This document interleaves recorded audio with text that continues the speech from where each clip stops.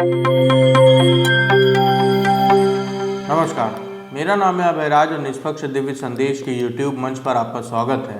PM Modi की अगुवाई वाली बीजेपी को सत्ता से बेदखल करने के लिए विपक्षी दलों ने अपने अपने गले शिकवे भुलाकर इंडिया गठबंधन का गठन किया था। विपक्ष के एक साथ आने का सियासी लाभ भी 2024 के लोकसभा चुनाव में मिला। इंडिया गठबंधन भले ही सत्ता में वापसी न कर सका हो, लेकिन बीजेपी को अपने दम पर बहुमत का आंकड़ा नहीं छूने दिया। नरेंद्र मोदी को सरकार बनाने के लिए सहयोगी दलों की बैसाखी का सहारा लेना पड़ा था, लेकिन उसके बाद हरियाणा, महाराष्ट्र और दिल्ली चुनाव में बीजेपी के जीत दर्ज सारा हिसाब बराबर कर लिया। इस तरह से इंडिया गठबंधन ने बने मोमेंटम की 7 महीने में ही हवा निकाल गई। 2024 के लोकसभा चुनाव में कांग्रेस के अगुवाई वाले इंडिया गठबंधन 235 सीटें जीतने में कामयाब रही, जिसमें कांग्रेस की 99 सीटें शामिल थीं। बीजेपी के नेतृत्व वाले एनडीए 293 सीटें जीती थी, जिसमें बीजेपी की 240 सीटें थीं। 2019 की तुलना में बीजेपी को 63 सीटों का नुकसान उठाना पड़ा था। बीजेपी के लिए यह सियासी झटका था। संसद से सड़क तक विपक्ष के हौसले बुलंद थे और मोदी सरकार पर आक्रामक रुख अपना रखा था, जिसके बाद सवाल उठने लगा कि बीजेपी के ढलान का वक्त शुरू हो गया है। ऐसे में बीजेपी ने जिस तरह से लोकसभा के बाद हुए राज्यों के विधानसभा चुनाव में कमबैक ही नहीं किया, बल्कि इंडिया गठबंधन को मात देकर सारे बने बनाए मोमेंटम की हवा निकाल दी है। लोकसभा चुनाव के बाद जम्मू कश्मीर, हरियाणा, महाराष्ट्र, झारखंड और दिल्ली में विधानसभा चुनाव हुए हैं। जम्मू कश्मीर चुनाव में इंडिया गठबंधन जीता, लेकिन कांग्रेस का प्रदर्शन खराब रहा। नेशनल कॉन्फ्रेंस के सहारे इंडिया गठबंधन सत्ता में आई। जम्मू कश्मीर के साथ हरियाणा में विधानसभा चुनाव हुए हैं। 10 साल से सत्ता पर काबिज बीजेपी से कांग्रेस की 1-to-1 फाइट हुई। लोकसभा चुनाव में बीजेपी पर भारी पड़ी कांग्रेस ने विधानसभा चुनाव की बाजी नहीं जीत सकी। बीजेपी ने सत्ता पर अपना दबदबा बनाए रखने में सफल रही।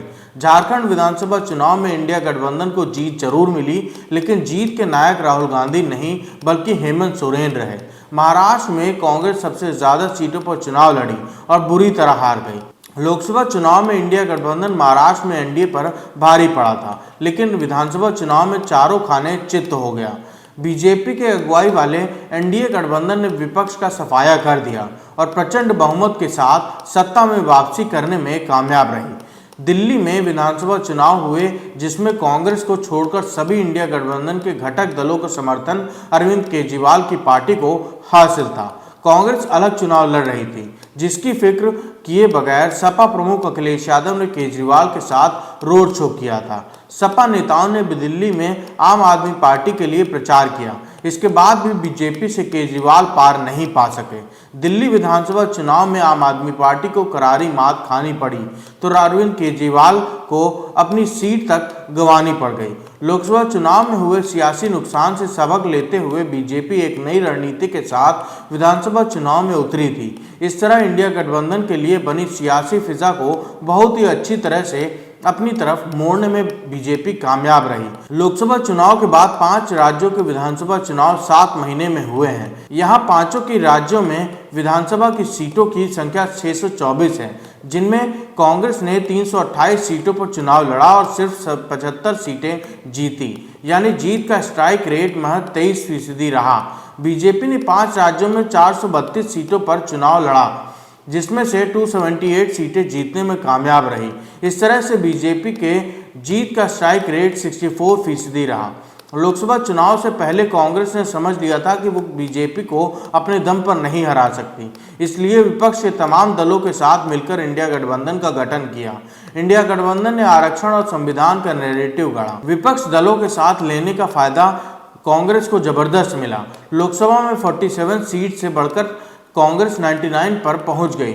इस जीत के बाद कांग्रेस इतना ज्यादा अति आत्मविश्वास से भर गई कि लोकसभा चुनाव के बाद राज्यों के विधानसभा चुनाव में अपने इंडिया गठबंधन के घटक दलों को साथ कर नहीं रख सकी। वहीं बीजेपी ने तमाम छोटे छोटे दलों को साथ कर रखा, जिसके लिए जेडीयू और एलजेपी जैसे दलों को झारखंड और दिल्ली में सीटें देकर चुनाव लड़ाया। लोकसभा चुनाव के बाद 5 राज्यों हरियाणा, जम्मू कश्मीर, महाराष्ट्र, झारखंड और दिल्ली में चुनाव हुए। 3 राज्यों में बीजेपी ने बम्पर जीत के साथ सरकार बनाने में भी सफल रही। तो 2 राज्यों में जबरदस्त तरीके से टक्कर दिया। इस तरह बीजेपी ने लोकसभा चुनाव में जो सियासी आधार खोया था उसे विधानसभा चुनाव में हासिल करने में सफल रही। बीजेपी ने 2024 में खिसके हुए सियासी जनाधार को दोबारा से जोड़ने के लिए लोकसभा चुनाव नतीजे आने के बाद ही एक्टिव हो गई। बीजेपी ने अपने कोर वोट बैंक सवर्णों को साधे रखते हुए दलित और अति पिछड़ी जातियों के विश्वास को दोबारा से जीतने की कवायद की। इंडिया गठबंधन में आई दरार का भी बीजेपी ने जबरदस्त फायदा उठाया। इस तरह इंडिया गठबंधन बिखरता हुआ नजर आ रहा है। कांग्रेस की पकड़ कमजोर होती दिख रही है, जिसका पूरा लाभ बीजेपी ने उठाया। बीजेपी ने राज्यों के चुनाव से पूरी तरह ही बदल दी और इंडिया गठबंधन के मोमेंटम की हवा निकाल दी।